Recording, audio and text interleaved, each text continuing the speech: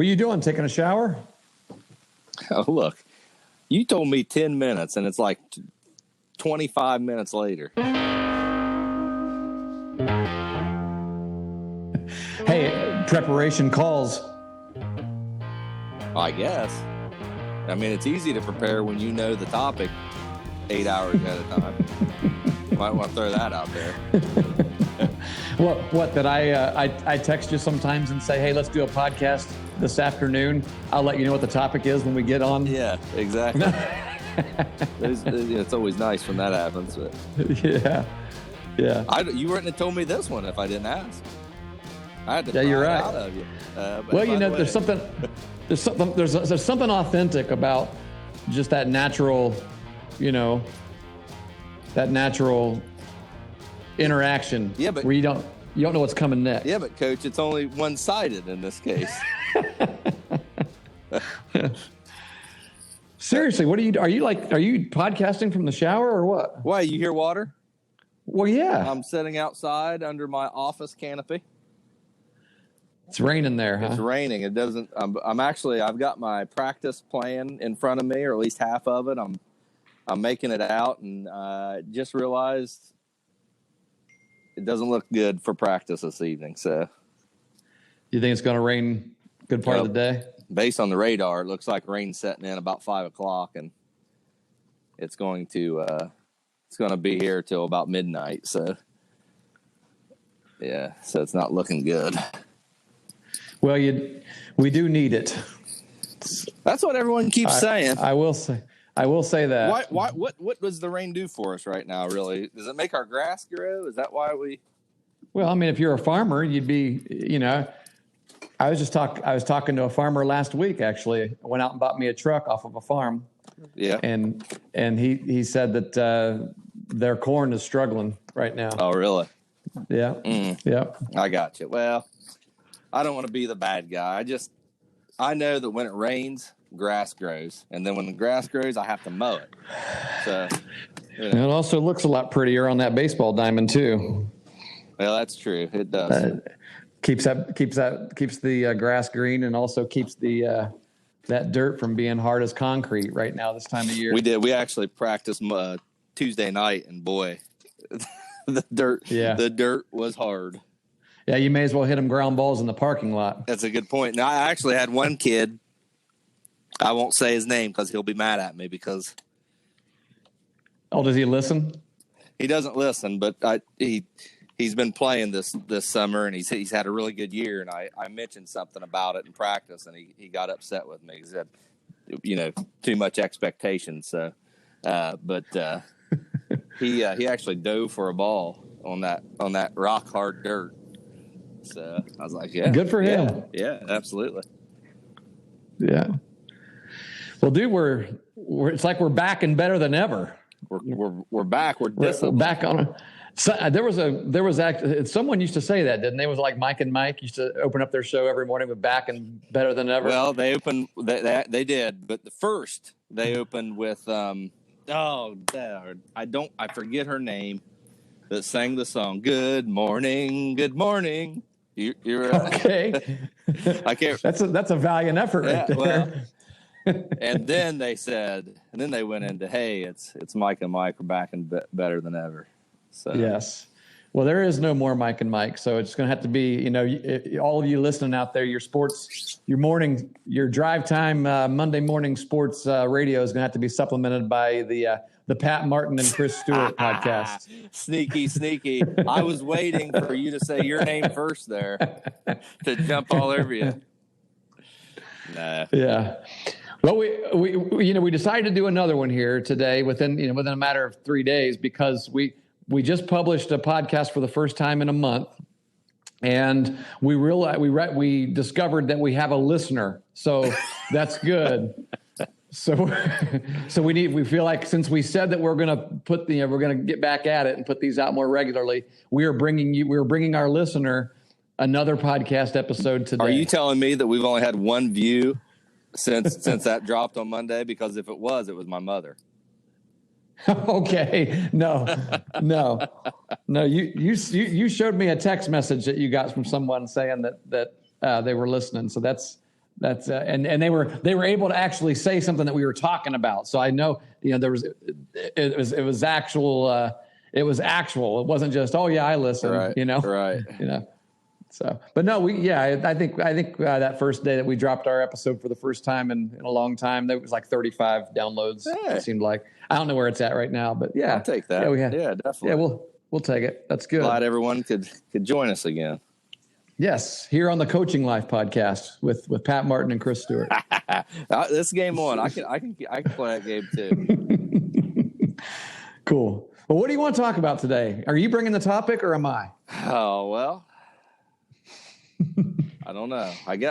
We should probably at the end of our first season, I guess maybe we could almost say we're in our third season now. We can almost call this our third season. I don't know. We'll have to talk about that. Oh, yeah. But what we should, an unexpected break. Yeah, exactly. What we should probably do, Coach, is evaluate ourselves or allow our viewers to. I said customers. We're not making any money off this. No, we're allow not. our viewers to evaluate the way that we perform on the podcast. What do you think about that idea? I like that. I don't mind evaluation. In fact, I love evaluation.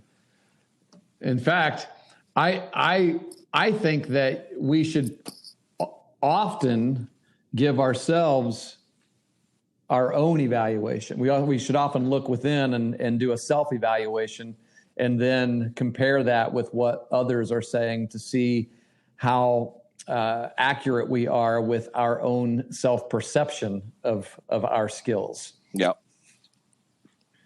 I think people listening right now, initially, they're probably thinking, man, that's going to be a lot of work. I don't really want to do that. Mm-hmm. It's something that I've kind of come accustomed to in my professional life that, over the past few positions that I've had, we've actually done self-evaluations prior to our, to our evaluations with our supervisor and do just what you said there. We kind of match those evaluations up with each other and find the gaps. And that kind of gives you, the focus points of what you should or shouldn't focus on. So, yeah. Well, and that's kind of what we're talking about. We should probably say it that we actually discussed for a few minutes what we're going to say in this podcast today. And one of the things that we want to talk to our coaches about, and not just coaches but players as well. I mean, it's important for players to hear the importance of this, is because it's a twofold process. And what we're talking about is evaluating your players at the end of the season and asking them to evaluate themselves, so put something in their hands that is a self-evaluation tool where they can reflect on not just how their season went, but they can reflect on their own abilities, their own skills, their own attitude, and their own effort, and their own the pluses and minuses of what kind of teammate they were and things like that. It's something that I've done quite often as a coach, and just actually did it this summer. We just got through with it, and I think it's a lot of baseball programs right now are getting to the end of their seasons, right? Mm-hmm. And they're concluding their summer seasons, and one of the best things that you can do as a coach is provide for your players and even their parents, because parents are part of this process as well. This issue of evaluation, right. And include them in that. And I think it's something for everyone to consider if you're winding down the end of your season. Do you do this? Do you have a process, a system in place where you evaluate? Yeah, and like I said, I feel like maybe I guess I would say young coaches or inexperienced coaches, or maybe not. Maybe people that's been doing it a long time and are accustomed to doing it a certain way would look at this idea as just paperwork, as something that that isn't really fun, isn't really baseball related, but I feel like it's something that really, in the eyes of your players, in the eyes of the parents of the players, it kind of sets you aside as being different in a lot of cases than some of the coaches that they played for in the past. And two, that deliverable, I don't think we can talk about how important and how valuable that deliverable of the evaluation can be to a player. An honest assessment on where they're at and what they did and what they accomplished, and just that perspective that maybe and coaches will say, well, some people might say, well, I do that throughout the season, but those things oftentimes get lost. It's like saying, when you're working on base running, we worked on base running the first practice of the season. Right. It's covered, right? We can check that off the list. Yeah, right. Exactly. Yeah. No, it's something that you have to talk about a lot, and especially for kids. You have to, to repeat yourself and continue to drill concepts and principles into them, and so that they remember it. But in this case, you have a deliverable. You have an actual evaluation, a piece of paper with these thoughts, documented on them for you. So, you know what to work on in the off season, you know what to work on going forward. I've done this as well. Not necessarily, I wouldn't call it a form, but I've done it in the form of a letter a couple of different times in the past. I've actually I reflected back when you mentioned this topic, and I've been really, I've filled an assistant role, probably a lot more in the last several years than I've filled a head coaching role. And so in that case, I found myself kind of going more with the flow. But there was one year that I actually for a basketball team that I helped coach that I sat down, and I did it because I'd been with that group of kids for a few years here and there. And I sat down, I wrote each of them a letter and kind of, told them what I saw in them as players and as people, and gave them pretty much all of them some, from my perspective, some things that they needed to work on going into the next year to make them better ball players. So, it's something that I've done in the past. I like doing it. It does take some time. You have to commit yourself to doing it, but I think it's appreciated.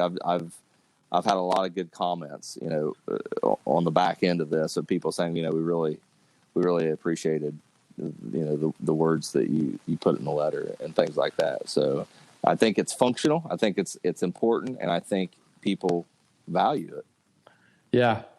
Yeah. And, just the fact that you said that you did a letter, right? I mean, that's different than doing like a question and answer form, fill it out, or sitting down and just talking with them one-on-one. It doesn't have to be, we're not saying, hey, you have to do it this way, right? There are a lot of right ways to do this.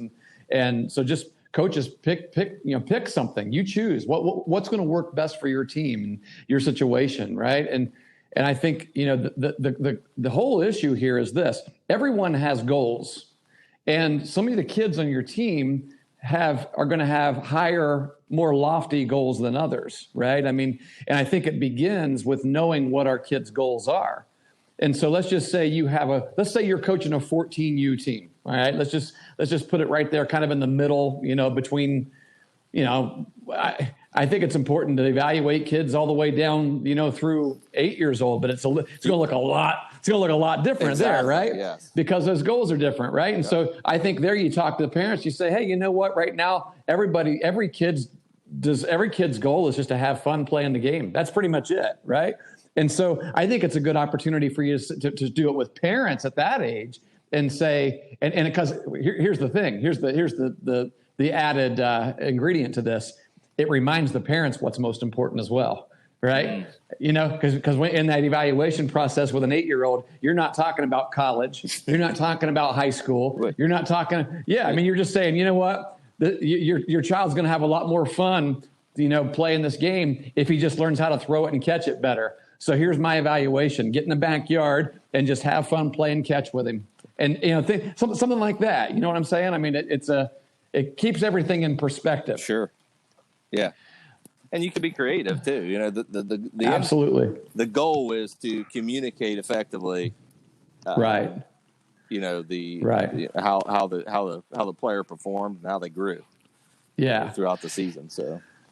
Yeah, and so if you go back to that 14U example, so those kids on let's say a 14U team, there's going to be a lot of different goals throughout that team. You may, and here's the thing. You may ask yourself, well, how do I know what their goals are? Well, that's something that you probably should be talking with them about, right? Mm-hmm. As coach, dude, it's pouring down rain or something. Is it still raining? Yeah, it's raining. Is it interfering with the sound, you think? It probably is. Well, I'll go get in my car. It's kind of nice. It's making me tired.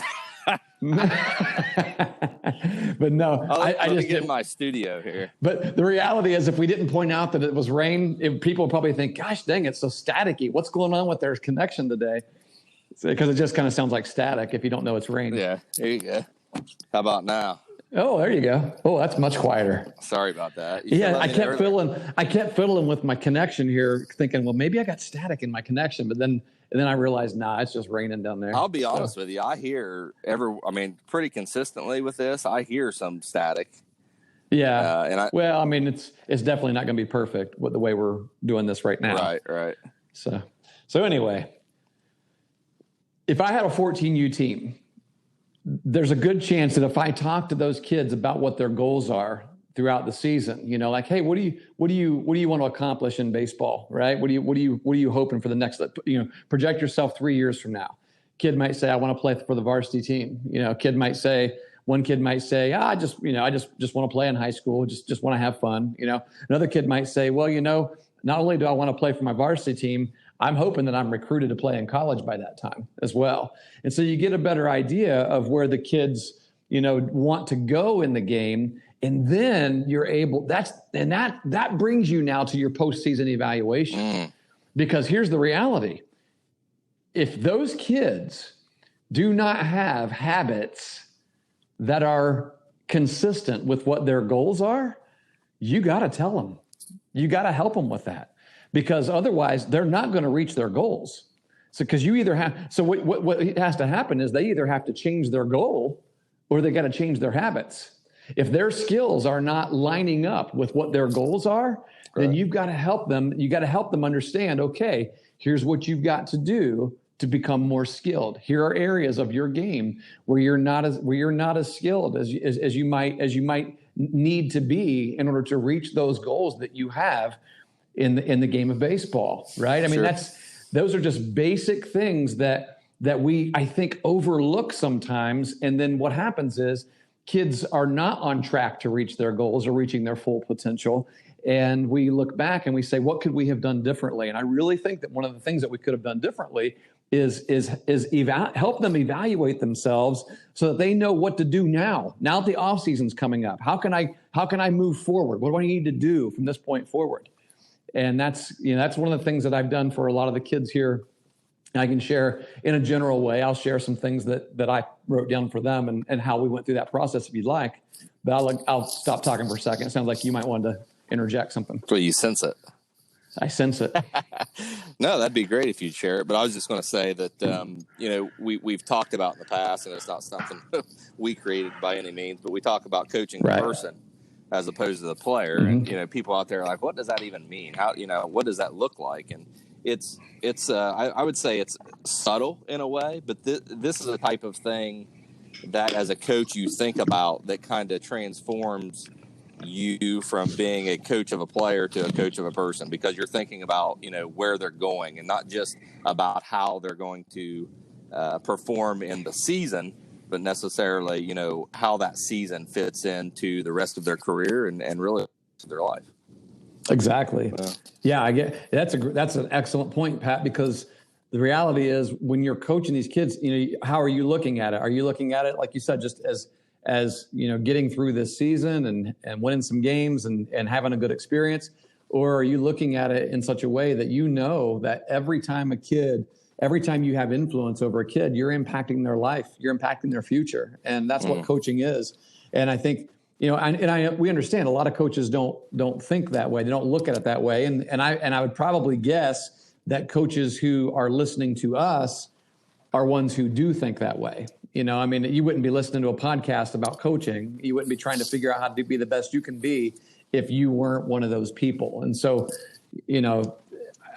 I'm assuming that by listening to this, you're like, oh, you know what? I want to take everything I can and realize that this is about mentorship. It's about it's much bigger than just a game. I would think so, or I feel like we would have heard of a lot more people disagreeing with some of the stuff that we've said over the past year and a half. But yeah, I would assume that too. Yeah. And it's okay if you disagree with it. Let us know. We can talk about it. Oh, absolutely. Yeah, there's room for that, right? So do you have I know you're looking at an evaluation there. Are we looking at the self-evaluation, or are we looking at the evaluation that you hand out to players? Okay, so it's the same form. Okay. What I did was I gave a copy. So I just to let everybody know, I typed up an evaluation. It's an end of summer baseball 2020 self-evaluation, where the player can fill it out with his name, age, graduation year, things like that at the top.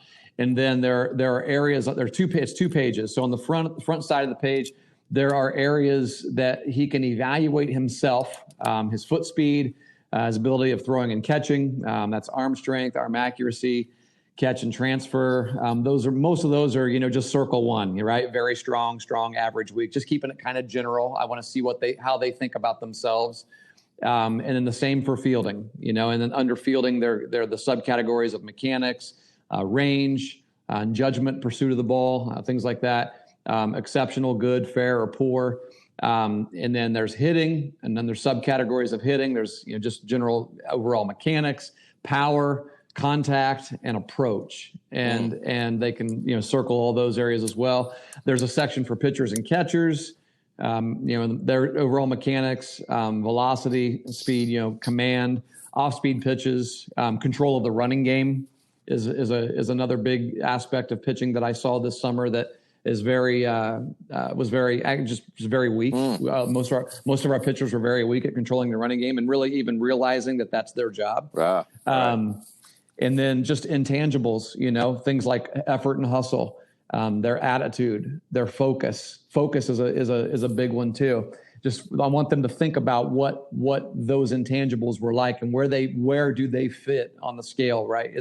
Are they excellent at that? Are they consistent in those things? Are they sometimes, is this a sometimes thing? Are they average, or do they always have to be reminded about those things?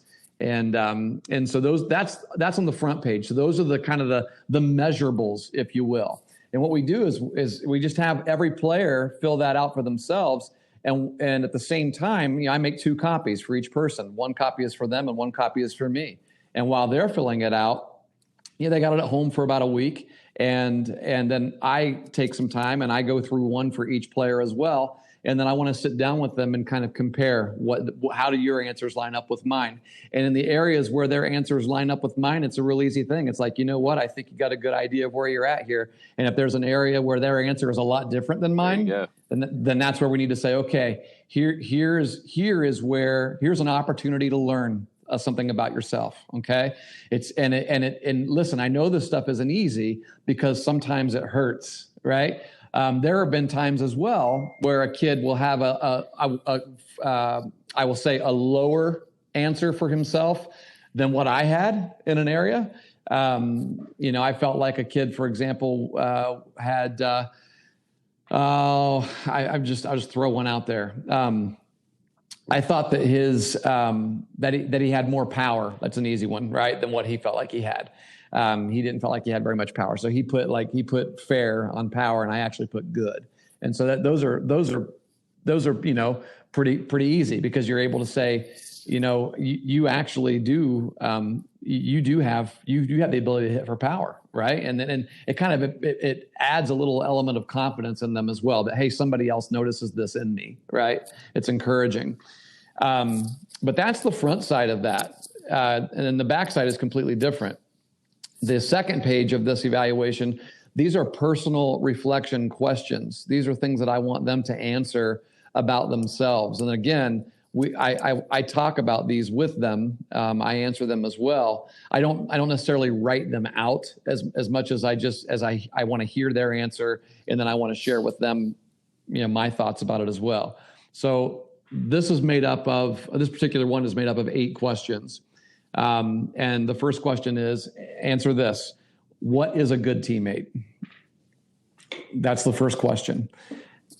And I want them to define it. I want them to think about what a good teammate looks like, right? And as they're thinking about so they're answering that question, and they just came off of a season, and so they know there's probably a reason I'm asking that question.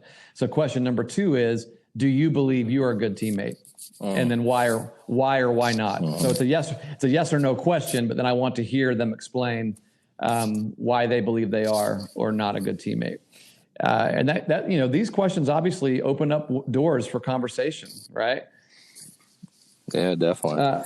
Yeah. I feel like, it's, I would like to hear or see people's reactions as they're listening to this, or I hope we're reaching players out there as they're listening to this, because, I feel like this is the type of thing that some players might say, man, that just doesn't seem like something that I want to do as an athlete. But the fact of the matter is this type of focus, and I guess you would say reflection, is what you have to do as an athlete if you're going to play at a higher level. Absolutely, it becomes more than just X's and O's at some point.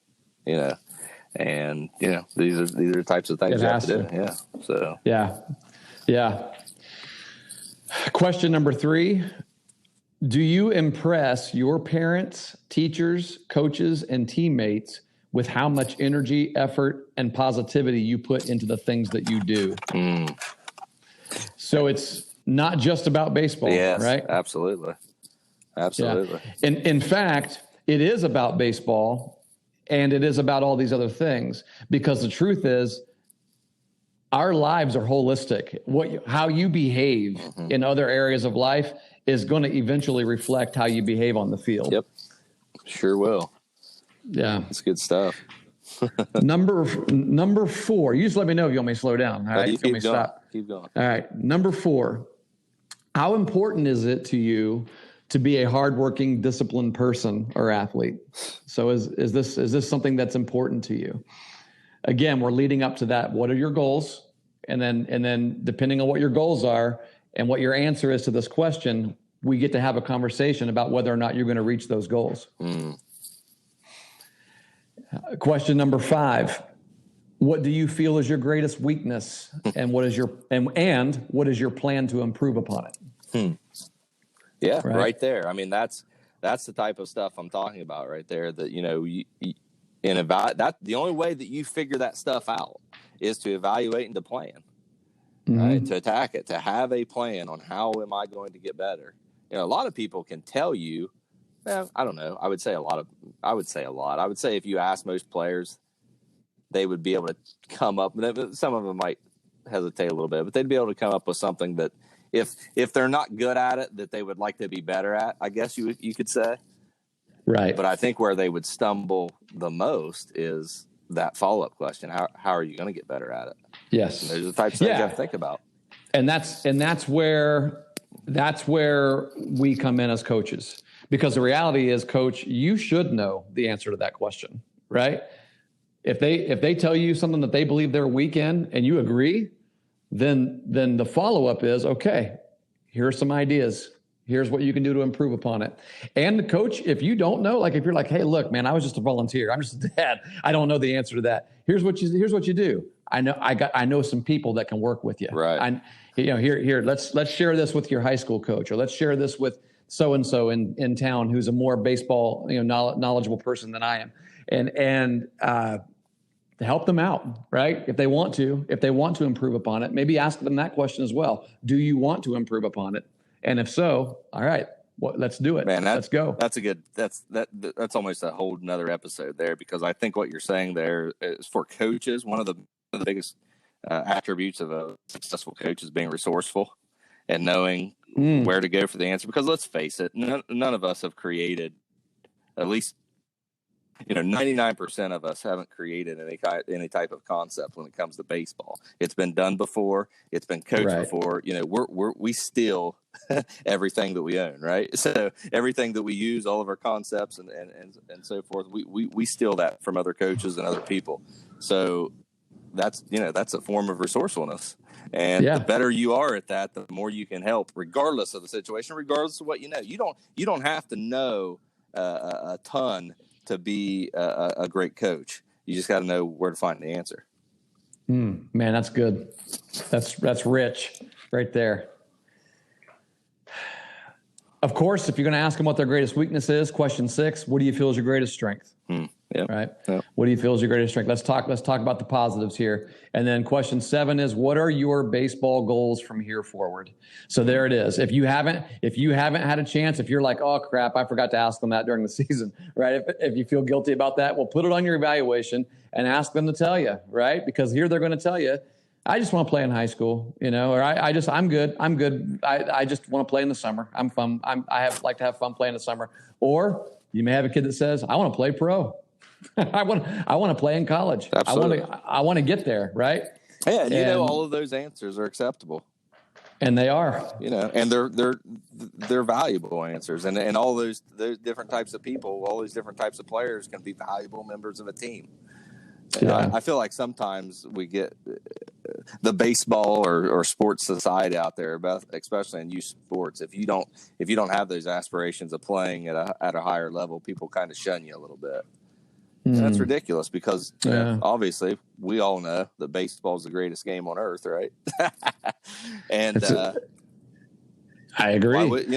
Why wouldn't you just play it for fun if that's why you play it? That's a great reason to play it. So yeah, it is, and we got to be reminded of that a lot. It isn't everyone's goal to try to play at the highest level. Right. And that's it's hard to recognize sometimes, especially when someone's good enough to do it. Yeah, absolutely. I mean, I've told you before, Pat, one of the best players that I coached in high school ball had no desire to play in college. Yeah. And it was really difficult for him to share that news with anyone really, right. Especially with his family, with me, because with his coach, with his friends, even though his friends were the first to know it, of course. Kids let their friends know. But then, what happened with I was literally getting calls from coaches wondering why he wasn't returning their texts. Right. Why he wasn't reaching out to them. He wasn't signed by the time it was the end of his senior year. And they're like, man, I really want this guy. I really want him. A lot of teams wanted him. I had to finally nail him down and say, man, what's going on? And with tears in his eyes, he said, I don't want to play in college. I'm talking, this is a kid that had a high school career of hitting almost 500. He was upper 400s. It was incredible. Absolute dominant on the mound, strong kid. Yeah. And I just I hugged him, and it was back when you were allowed to hug your players, because there was no coronavirus. And I'll be honest with you, I want to hug him still. But I said, look, man, it's okay. That's okay. He just needed somebody to tell him it was okay. Yeah. Right. Because everyone, radio guys that were on the radio, we're already talking. People on the local radio are already talking about, where's this guy going to go in college? Is he going to stay local? Is he going to go to OU, or is he going to go somewhere else? And he's like, everybody is expecting me to do this, and so I just don't want to let them down. And that's what he said. And I said, man, you're not letting anybody down. I said, the person you don't want to let down the most is yourself. I said, you can't do something you don't want to do. Right. I said, and so I just told him, I said, look, let's let this be. We still had some games to play. We were had a nice tournament run going. And I said, let's let this weight come off your shoulders so that you can finish this state tournament run successfully and strong. And I said, I'm okay. If you're okay with saying, you know what? I said, I'll be honest with you. You're one of the greatest high school players I've ever seen. I've ever coached. Certainly one of the best ones I've ever coached. And I said, if you're okay with just letting it end right there and going down as one of the best high school players to play here at Athens High School, that's okay. Yeah, definitely. It's all right. Yeah, none of that is minimalized just because he doesn't go play at a college level. Right. Yeah. And there are people out there who who just don't get that. There are people out there who don't get it. Well, and I would say in general because they haven't went through that, right, personally or with a kid or known anyone to go through it. Yeah, it comes back to that same point you and I have made. That baseball is bigger than the MLB. Yeah, absolutely. I hate it when people refer to problems with the game of baseball by narrow-mindedly only looking at the Major League Baseball organization. Yeah. Because the truth is, folks, MLB might be professional baseball, but baseball is a heck of a lot bigger than the MLB. Absolutely. If MLB went away today, well, MLB did go away. And you know what? That's right. Baseball didn't die. Yep, exactly. Baseball is. I've read some articles about that. How baseball would be in trouble if they don't play this season. Well, Wait a second. Mm-hmm. Baseball did play this season. That's exactly right. But obviously they're referring to Major League Baseball in that context. Right. But yeah, I feel the same way as you, Coach. And honestly, I'm not even for sure Major League Baseball is the best form of baseball or even the purest form of baseball. So actually, I'm pretty confident in it. To be honest with you, I'm pretty confident that it's not. So. Well, once you're playing the game with the kinds of resources that only a small percentage of people have access to, exactly, it's not pure. Yep. It's not organic anymore. Yep. And that's the truth. So we can just talk about anything at any given time, can't we? What's question number 8? Yeah. Last question: how can we help you achieve those goals? So, what are your baseball goals going from here forward? Is question 7. And question 8 is, how can we help you achieve those goals? They may not know the answer to that, but it gives them the opportunity to reach out for help if they want it, right?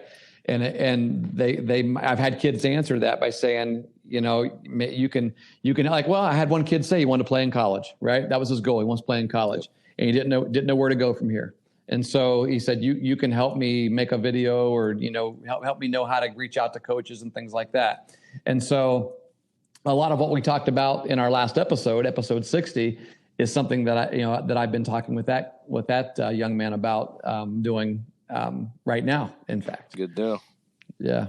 And again, I mean, it's just one of those things, and I wonder of the coaches that are listening how they feel about the prospect of that being something that they desire to do, or that being a responsibility of, let's just say, a success for a good coach. And being willing to, think about things that one don't impact the season necessarily, that aren't impacting the now and the when, but again are just impacting the lives of their players. Yes. And it's like, I know how those people probably feel, because I feel like I've transformed from being a young coach, which I guess I've been coaching for over 2 decades now. That's a long time, but I remember being that X's and O's coach, and just that those things being my focus, being the most important thing, encompassing the world of baseball, and I'm grateful that my perspective has changed on that, because I definitely believe that there's a lot more important things about the game and about the opportunity to play it than just the mechanics and the fundamentals and the strategy that goes along with it. Yeah. Well, and hopefully our perspectives are always changing and always evolving and growing. Absolutely. As we, if we desire to coach, if you desire to coach long term, then that should just definitely be the case. It's. Let me ask you something. Are you setting down with these players? Are you calling them? How are you following up with these evaluations right now? Ideally, you'd sit down with them, right? And now, admittedly, I've not been able to do that with this particular team, because some of them have gone directly from our season. I mean, we ended our season when we did strategically, because we knew football camps were supposed to start the very next Monday, right? So our last game was on the 18th, and then they were supposed to go into it. So some of the kids have gone into that. I knew they were going to be really busy with that. Some planned vacations as soon as our season was over. Others are going to play some fall ball. So and then on top of that, the same weekend that our season was over, the town that we live, Athens County was being called out by the state governor, saying that our cases were on the rise, and so they were shutting us down, and Right. they were discouraging people from getting together and all that. So because we had talked about having a get together, a party, going down to the park or whatever, and as soon as you do that, you got people running around on Twitter canceling people here in Athens, as soon as they see a group of more than 10 standing in the same location. So it's been individually, through phone call or through, I actually sent an email out yesterday where I said, for those of you that have not, had your evaluation with me, let me know when you're available and we'll get together on Zoom, or Skype or something, or FaceTime. It's just a one-on-one call. It doesn't have to be anything fancy. And we'll go through it together. My preference is to sit down with them in person and do that. It's an exit interview in a way. I mean, colleges do it. College teams do it. Every year, my son's had an exit interview. As he left for summer, and they talked about this they did this very thing. So yeah, sounds good. I was just wondering if if you were doing it over Zoom or any type FaceTime, of mobile device, or anything like that. But, simply the way that we find ourselves in, and I guess I would, if anybody's out there thinking about doing this, I would say don't.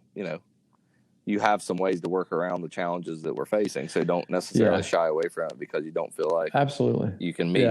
Because actually, it might actually be easier for some people to meet over a Zoom meeting or something in that regard. So yeah, I do. I like the ability to see each other's face, right? Sure. See facial expression, and because communication is so much more than it's certainly more than writing. Oh, yeah. Certainly more than text. And then it's so much more than voice as well. I mean, there's body language there that, I can say something and the kid can't see the way he can't see the look in my eyes, and he can't see the compassion, that I'm speaking with just by listening to my voice necessarily. And they certainly can't see it in writing. I mean, people make their own judgments about how a person is inflecting. It is amazing. It is amazing how much tone can be detected in writing, either inaccurately or accurately.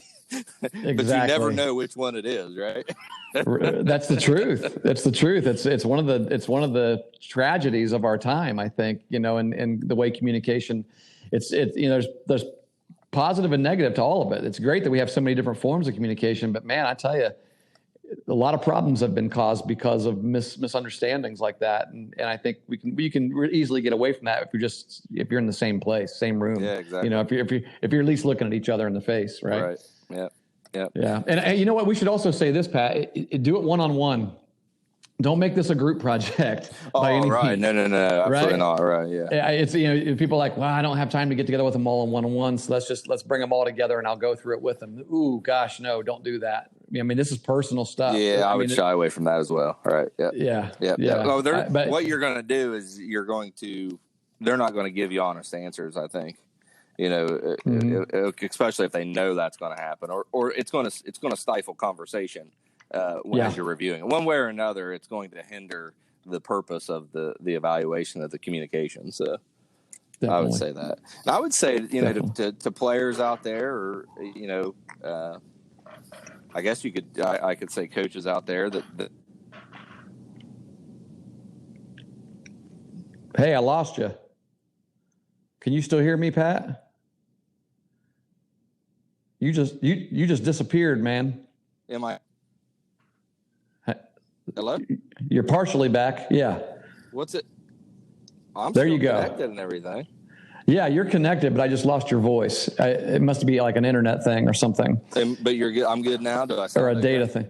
Yeah, you do. So go back to well, I was just going to say, for if you're a player or an assistant coach or something of that nature that doesn't have a program that is using this technique to communicate with their players, don't be afraid to do it yourself.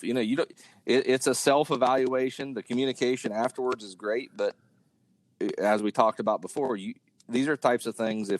If you want to get the best in baseball, it will benefit you. Even if you're the type of player that's saying, I'm not going to play college ball. Well, that's okay. If you have a year of summer league or travel ball left that you're going to play, evaluate where you were the previous season and plan how you're going to improve on that, going in the next season, plan how you're going to get more enjoyment out of the game, plan how you're going to bring more enjoyment to others out of the game. So it's kind of real world stuff. And I think that's why, a lot of people might say, it's not for me. It's not for my view of baseball. But I think if people would try it, they'd benefit from it. And it's something they would support and appreciate going forward. Yeah, there really is no, well, I don't want to say no. There's little negative that can come from this. Right. I mean, if it's handled poorly, then I guess it could be negative. But for the most part, good, honest, critical, even if it's critical, evaluation, depending on your perspective of what's happening, it's an opportunity for growth. It's like pruning a tree, right? I mean, if the tree could feel it, then it would hurt. But the reality is, it's going to grow even stronger because we pruned it. Yeah. Well, I would say, the key is that you're doing it to help people. And, I wouldn't across the board say that everybody is helped the same way. But that's part of being a coach too, understanding how different players and different people respond to, criticism, whether it be positive or negative. Understand that and being able to use that effectively. Yeah. But you're trying to help them, not trying to hurt them. So no, not at all. Keep that in mind. Exactly. Do something like that. Exactly. Yeah, good stuff. Yeah. Coach. Yeah. I appreciate that you sharing that with us, and look forward to incorporating things like this going forward in the teams that I'm associated with. So. Well, man, I think we probably should wrap it up because your voice is starting to sound robotic. I think you've maxed out the Middleport internet access or something there. I'll be darned. Well, we're connected to your host. Athens is hit with the virus hard. So maybe is that how it works? You're connected with. Have you seen the new teams together functionality? Are they rolling something new out? No. Basically, you hit a button and everybody that's in a group. So say there's 30 people in a group in a message in a video call. It puts you in a classroom format, so you're all sitting in seats. What? It's the craziest thing, but it looks like you're sitting in an instruction hall, basically what it looks like. And, boy. But it's funny. The virtual classroom. Well, here's what's funny. It shows a bunch of people real close together, and there's been some discussion that it's kind of odd together without wearing masks in a virtual setting, even though it's virtual. Right. It's just we're getting accustomed to seeing people with masks, but they're together. That now it looks kind of odd that there's these people too close together without wearing masks, even though we know it's virtual. You have to respond to that. We should definitely wrap this up. Yeah, definitely. All right. Well, it was good talking to you. I'm glad we're back on a roll, and we'll plan to talk again next week. You know it. All right, Coach. Good talking to you. See you, everyone. Yeah. Have a good one. You too, man.